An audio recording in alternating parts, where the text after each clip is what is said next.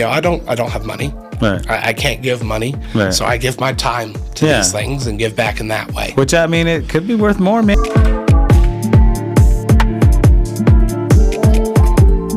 I think it's way more important for someone to give their time and effort, literally putting their heart into it.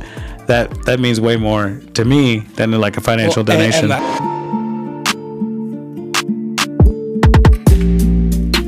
With the exception of the wonderful convention center staff, the full breadth of the SpaCon control team were all volunteers. We did not get paid whatsoever. Right. And I don't think it would have been possible without volunteers, man. Oh, absolutely not. No.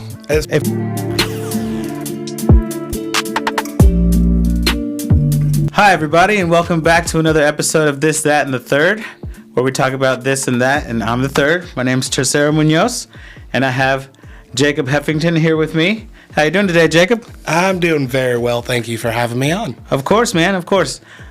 So Jacob's got kind of an insider perspective on what happened with SpaCon. And first question, how did you first become involved with SpaCon? So I have been involved with SpaCon quite a while now. I got involved in the 2016 year as a volunteer. Nice. So I was a student at Hot Springs High School, and one of our counselors, Miss Crystal Myers, had put out some information on a call for volunteers for this local convention called SpaCon. Right. That had and been this held was in the its year infancy. Before. Yeah. So it was its second year. I'd kind of seen it the year before. And so I gone ahead and signed up and volunteered. You definitely had some years in the SpaCon scene. However, my transition onto the SpaCon control team, or the staff, happened after, in April of 2022, I was a college student at the time at Arkansas Tech up in Russellville. Okay. And I had received a random email from Alexis Hampo, who had taken over the reins of SpaCon at the time. Alexis. Yeah. She's good cool. people. She's good people, She's great people. I was just about to say that. Yeah. Shout out, Alexis. Love you, girl. It emailed me and said, hey, would you like to run laser tag this year, be laser tag manager, one or the two? Nice. And I was like, well, let me confirm some details, because at the time it looked like I was going to be going back to Tech for the sophomore year. Right. I had ended up my freshman year had just kind of gone a different way than I had originally planned. Right. I'd come to a point where I was just coming back to Hot Springs the next year.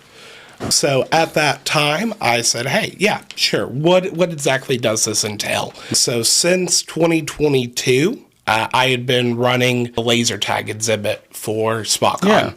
Yeah. So actually, we volunteered for laser tag this last year. Yeah, I remember that. Absolutely. This is super fun. You've pretty much been involved since almost the beginning. Almost the beginning, yes. So, and your mom's heavily involved too, yes. Right? What was her role? So she has been, for the last, I believe, 4 years, the volunteer coordinator. Okay. So basically, she's just the head of all the volunteers. Exactly. Cool. Yeah. That makes sense. She does it for that. And then for the past 2 years now, she's been doing it for the Hot Springs Documentary Film Festival as well. When I very first started volunteering for these things, and I couldn't drive. Right, you couldn't go by yourself. So I could go by myself. The issue was I couldn't get there by myself. Right. So someone needed to take me. Yeah. And my mother graciously would drive me to these events at 9 o'clock. Yeah.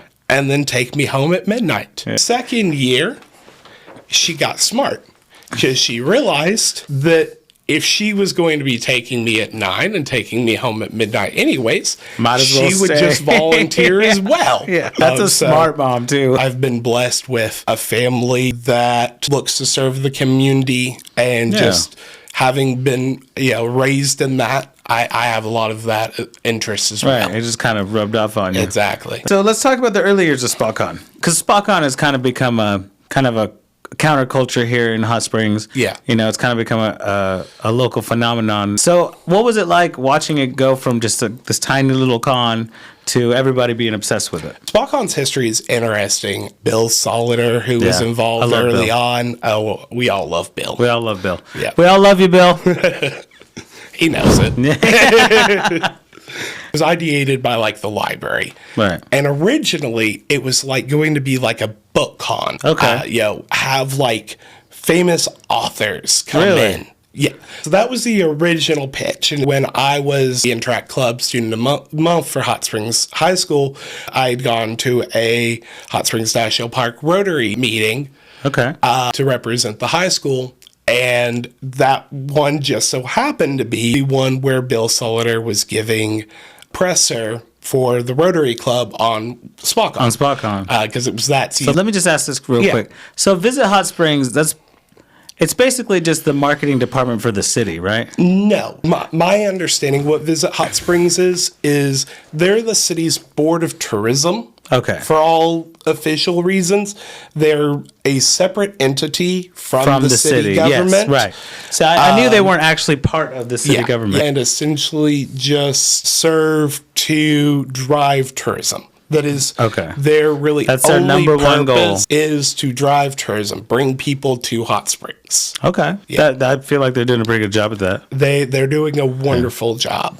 I actually met Bill while he was doing Low Key. We worked with Bill, I think it was Rock and Roll Buffet at some point at Low Key Arts. More than likely. And he ran VOV and stuff like that. And then when he started running SpaCon, I was like, that's kind of perfect. Yeah. He's kind of the perfect person to do that. Absolutely, he was. Bill's awesome, dude. The way his story goes was after Visit Hot Springs had been brought into the fold, SpaCon was brought up to his desk and just dropped on it with like 6-9 months to plan for year one. That's it was insane. a very short time frame. Yeah, that's insane, especially for a con like that. Yeah. So, and they did it. Yeah, they pulled it off. SpaCon very early on was a just passion project for so many people. Right. Of just this idea and this person has an idea and this person had an idea.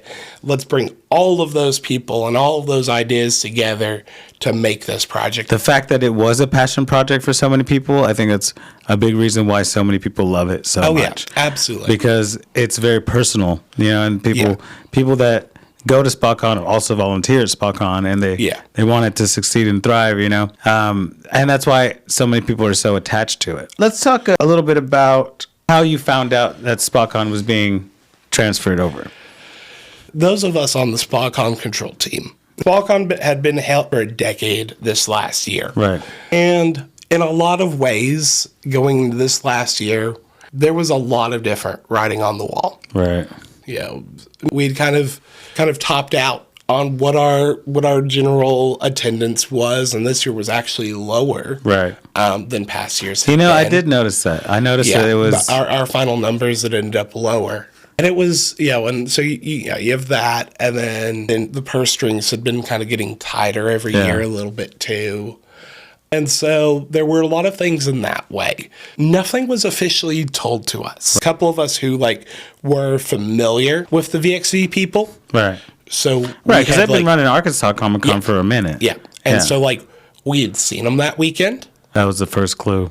That was the first clue. And then the end of the weekend, we didn't get the next year's dates, which is a tradition of not just our con, but just about every con. Yeah. So that was another flag. Yeah, something's happening.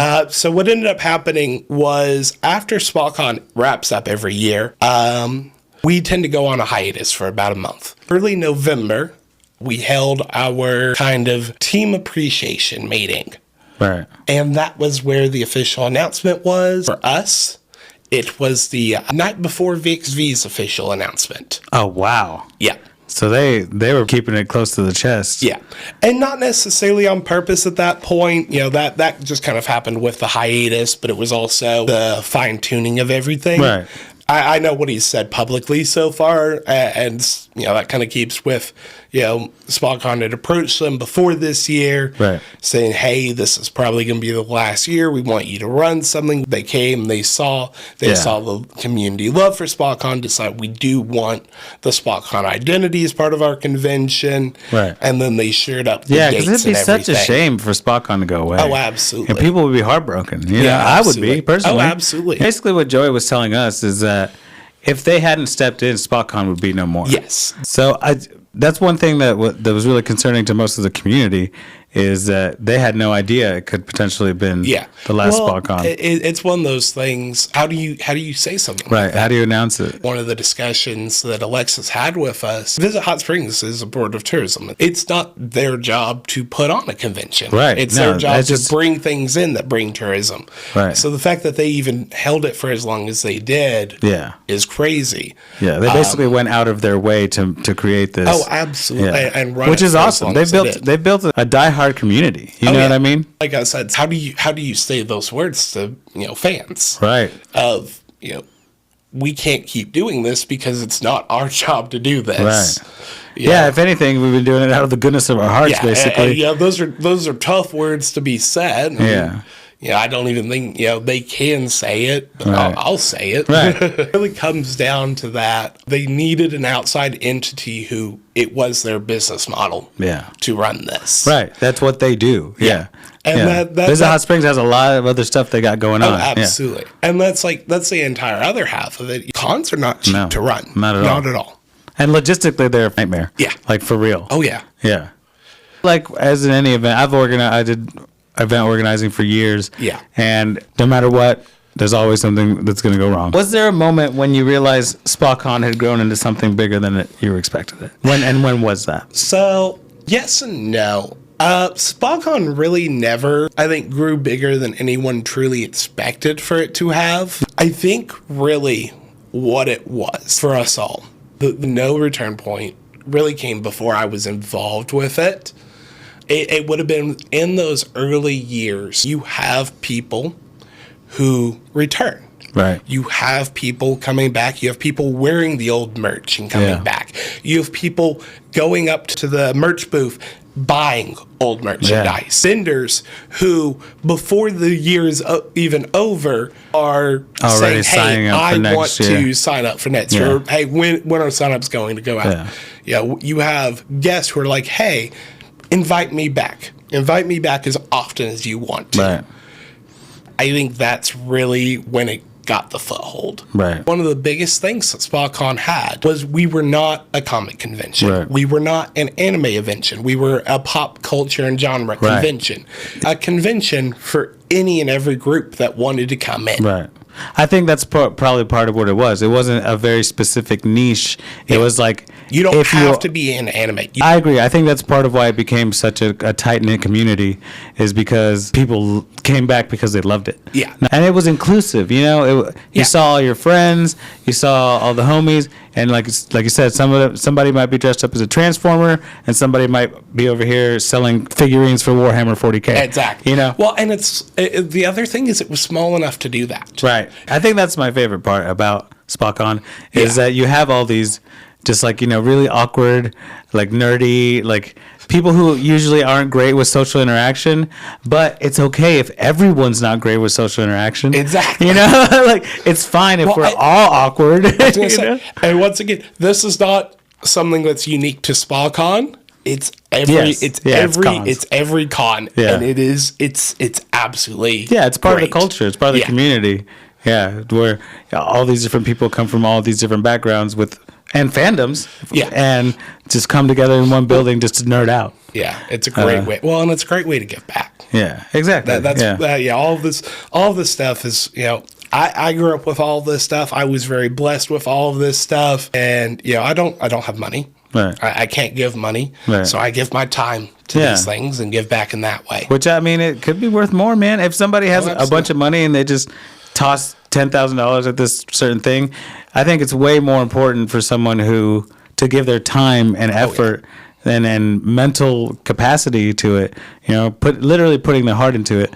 That means way more to me than a financial donation. And that's the other thing that also made SpaCon so unique for its run, was that, with the exception of the wonderful convention center staff, the full breadth of the SpaCon control team were all volunteers. We did not get paid whatsoever. Right. And I don't think it would have been possible without volunteers, man. Oh, absolutely not. No. If you had to pick, which year was the most challenging behind the scenes? I'm going to be honest. SpaCon was very blessed to have very few behind the scenes, big ordeals. Nice. There were things every year. Yeah, of course. It was either my second or third year running the laser tag. So the laser tag equipment had been an old set that they had used at T-Rex that had been donated to the city. And one year, the PC had just decided it didn't like us anymore. It just had enough. I have an IT background, so I was able to figure out certain bits of it. That year, just so happened, a new computer shop has opened like right after the curve? Right around the curve. I know what there. you're talking about. That being said, so they had actually had a booth set up that year. And so I had gone over them, asked if they had an extra cord because there was a cord issue. Right. And they'd come in, take a look at it, and then the convention center IT guy had actually come over and taken a look at it as well. I think it was literally the middle of Saturday. Of course. I had to shut it down to fix this. We're just trying to figure out how to fix this as quickly as we can. Right. And then eventually got up to working. It was definitely fun. As of right now, it looks like VXV won't be able to bring the laser tag this year. Yeah, that's kind of what we gathered, because it's going to be the same day as graduation, right?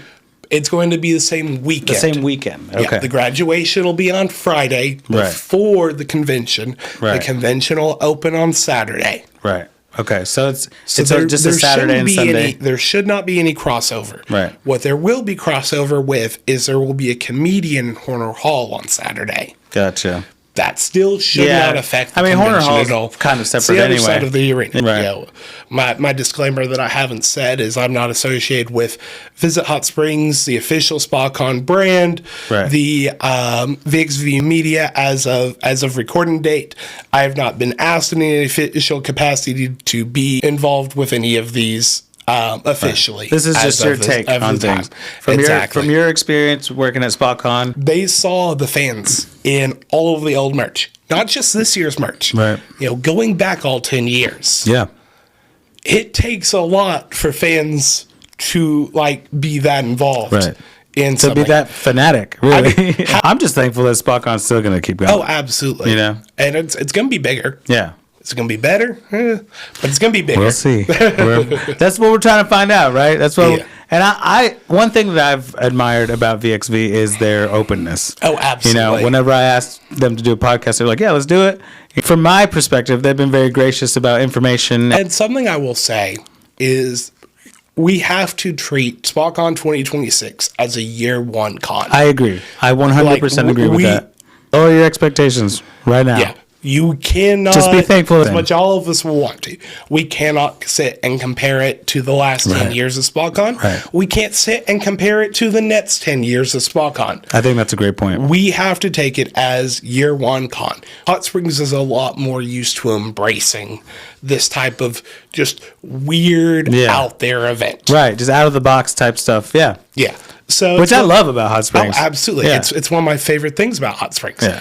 But that's one of those things you kind of have to come back to of they've never held an event in a city like this, as far as I know. Right.